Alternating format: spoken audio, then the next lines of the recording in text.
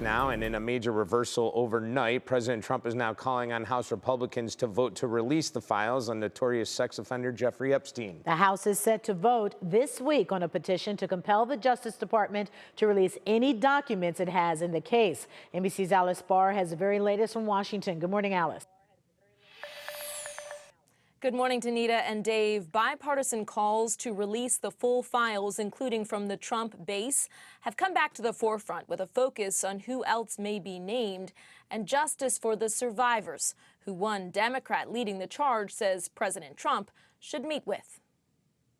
As the House prepares for a vote this week aimed at forcing the release of the Jeffrey Epstein files, President Trump changing course overnight, posting Republicans should vote to release the files because we have nothing to hide.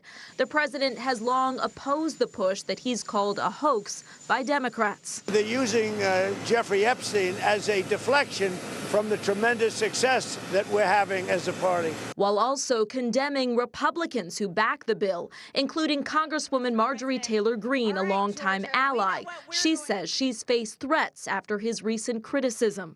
Marjorie Taylor Greene, I don't think her life is in danger. Frankly, I don't think anybody cares about her. The president, who was once friends with Epstein, denies any wrongdoing and has never been charged in connection with Epstein's sex trafficking crimes, now saying he does not care about the files' release and wants Republicans to get back on point, as the Republican and Democrat leading the charge in the House reject claims of partisanship and predict the vote will pass in a landslide.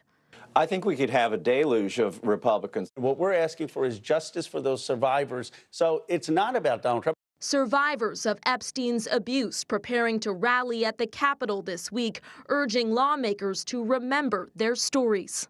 I would say, please remember that these are crimes that were committed against real humans. Pushing to move past politics to accountability.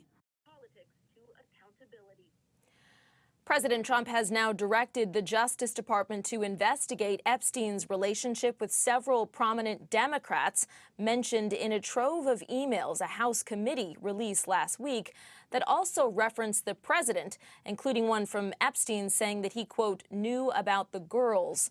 The White House denies it, stressing the convicted sex offender was a known liar. David Danita. Well, Alice, what is the preferred way that the Trump administration would want this investigation to be handled? Right. So there are a number of investigations that are ongoing. And up to this point, President Trump and the top Republican in the House Speaker Mike Johnson had been deferring to a House Oversight Committee investigation that's been ongoing and arguing that that's where they kind of want to funnel attention, and that this discharge petition vote that's happening tomorrow was unnecessary because there were other methods underway. But this one has prevailed with a new Democrat added to the House last week. There were enough votes to force this to happen.